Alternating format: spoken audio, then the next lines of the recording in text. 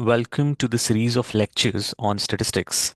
And in this series of lecture of statistics, we are studying probability and we'll try to cover probability in this session.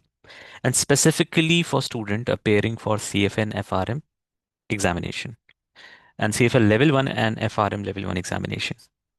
See, you need to understand that in CFA and FRM examination, the questions that come in examination are not as complicated if you have an expectation as the question that comes in JE level or IT JE level examination.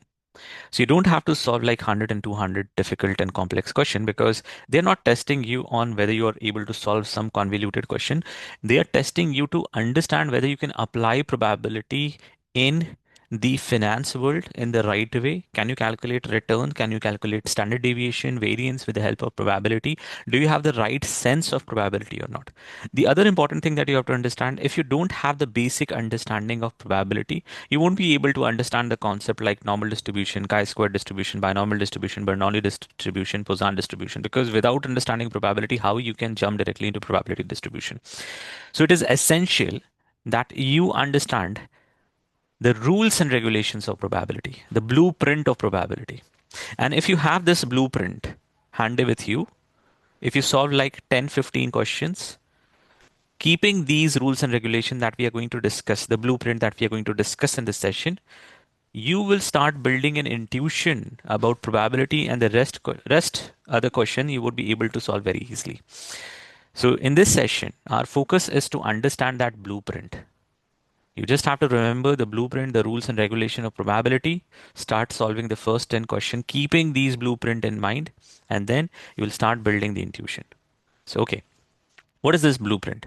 So the key concepts that you have to understand in probability is the nomenclature of probability. What are the different types of probability?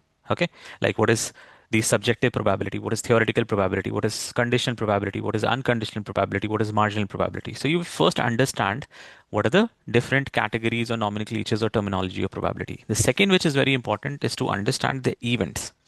What is independent event? What is dependent event? What is mutually exclusive event?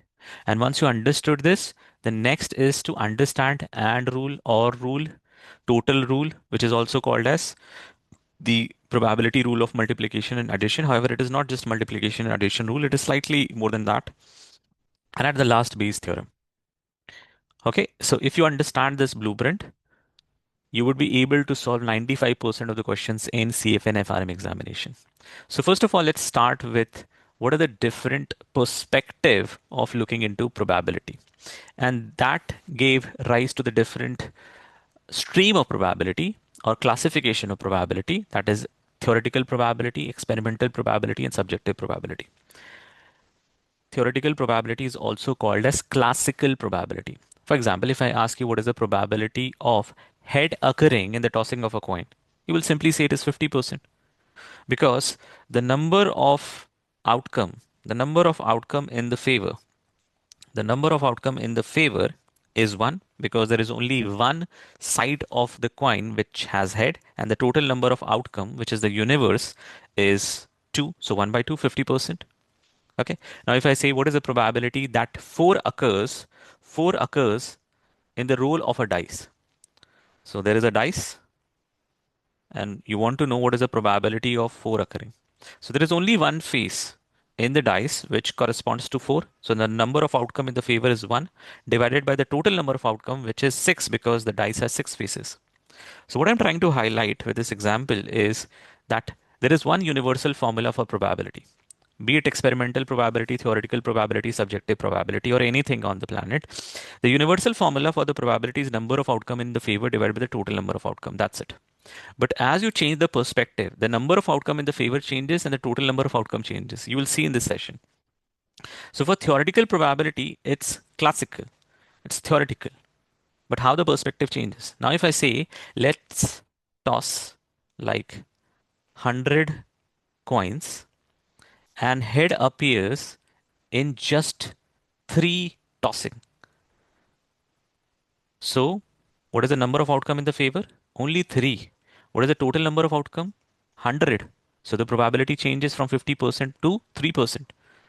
Or if I say, if I roll the dice 100 times and 6 occurs 3 times, what is the probability of 6 occurring? It is 3 by 100.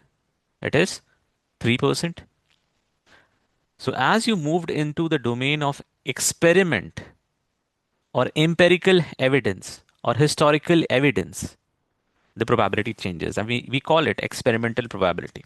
You can also call it as empirical probability. Historically, we have observed that the stock price rise only 5 days in 100 days. It is 5 upon 100, so 5% probability. Again, you're not doing experiment, but the world did the experiment. You're just using that experiment now to calculate the probability. That's why it is empirical probability. But again, the formula, the universal formula remain the same. The number of outcome in the favor divided by the total number of outcome. In theoretical probability, you don't looking into experimental evidence or historical evidence. You're just looking into the entity and trying to throw the probability in the experimental probability or historical probability. What you're doing, you are trying to do the experiment or you're trying to find the evidence, historical evidence, and find the probability. Then what is subjective probability? So if I ask you what is the probability of Nifty 50 or any stock price rising. So what he'll do, he'll go to some subject matter expert, and the subject matter expert will say that, okay, the probability of, say, the ITC stock rising is 70%. Definitely inside his head or the intuition that he has to give this number of 70% must have applied something like this. But that is very difficult to articulate because it is the intuition of the subject matter expert where the multiple factors that he has taken and he has observed and then throwing a probability which is 70%. But if you go to other subject matter expert, he will say, okay, the ITC stock pricing rising probability is only say 50% or say 40%. Another will say 30%, so on and so forth. So the problem with the subjective probability, it is based on the subjective judgment and it is different with different subject matter expert. But in the hindsight, if you look closely, somewhere they're applying this probability formula, which is number of outcome in the favor divided by the total number of outcome. Definitely it will have certain complexity. So we only understood till now what are the different types of probability, experimental, theoretical, and subjective probability. This is the first thing that we have completed. The second thing that we have to understand what is conditional, marginal, and unconditional probability. Okay. Now, when I said that what is the probability of stock price rising, or when I said what is the probability of head occurring, or when I said what is the probability of 4 occurring in the roll of the dice, these are unconditional probability. Now, I'm changing my statement and observe it very carefully. What is the probability of the stock price rising given we are in a war? Or what is the probability of the stock price rising given the Nifty 50 has increased? What is the probability of stock price falling given the Nifty 50 has risen? There is a given condition, right? So when you say given and you give certain condition, it becomes conditional probability.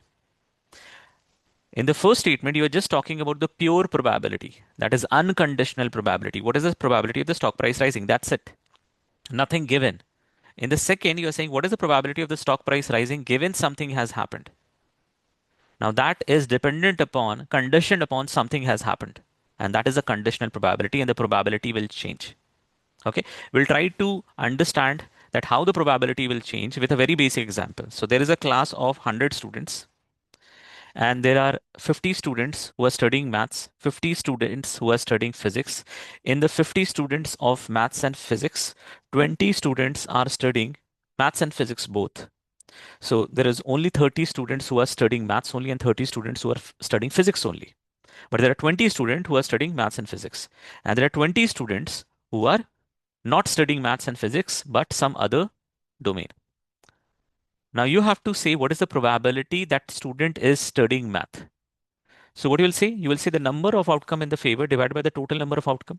So how many students are studying maths? 50. What is the total number of student or total number of outcome? 100. So the probability is 50%. Now I said what is the probability of student studying maths? This is the statement. There is no given, there is no condition. Now if I change it and I say what is the probability of student studying math that they have given, they have taken physics as their subject. Or what is the probability of students studying maths given they are studying physics? Now, given they are studying physics, changes everything because it is conditioned upon that it should be there that students should be studying physics, and that is your universe. Students studying physics. So universe is not now 100. Your universe is given they are studying physics. So the number of students studying physics is total 50. So that is the total number of outcome, or that is your universe. Your universe changes from 100 to 50. Your playground changes from 100 to 50. In this playground of 50, there are only 20 students who are studying maths. So the number of outcome in the favor changes from 50 to 20. 50 to 20. So 20 upon 50 is 10%. You see the probability has changed. The probability would have increased or decreased, doesn't matter. But the probability will change. And that's why you have to understand the difference between unconditional probability and conditional probability. Then what is marginal probability? Marginal probability is the other name given to unconditional probability. That's it. They are identical. So marginal probability is equal to unconditional probability. It's just a sophisticated way to speak unconditional probability. The next that you have to understand is event. This is critical. There are three events that you have to understand: independent events, dependent events, and mutually exclusive event. Okay. So independent event. If I say what is the probability of India winning a cricket match given Argentina wins a football match? What is the probability India winning a cricket match given that Argentina wins a football match? Now, Argentina football and India cricket match are two independent or dependent event? Independent event. So it should not impact. So it should not impact. Argentina winning the football match is not going to impact the India winning a cricket match. So therefore, they are independent event. What are dependent event?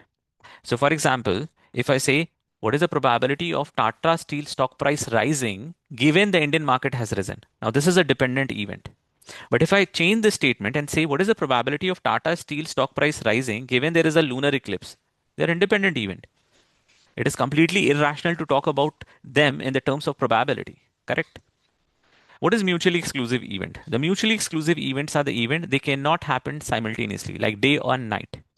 If I ask you what is the probability of day and night, it is zero. They cannot happen simultaneously. But if I ask you what is the probability of day or night, they can never happen simultaneously. So the probability is going to be what? 100%. Okay. So you understand that it depends upon what is the event. And depending upon the event, the probability changes. Okay. So basically what I'm trying to highlight that when the events are independent, if I ask you what is the probability of Tata Steel stock price rising given there is eclipse, it is a nonsensical question. It is purely equal to what is the probability of Tata Steel stock price rising, because this condition doesn't impact the Tata Steel stock price rising. So if I say Tata Steel stock price is A and eclipse is B, then the probability of A given B is always equal to probability of A.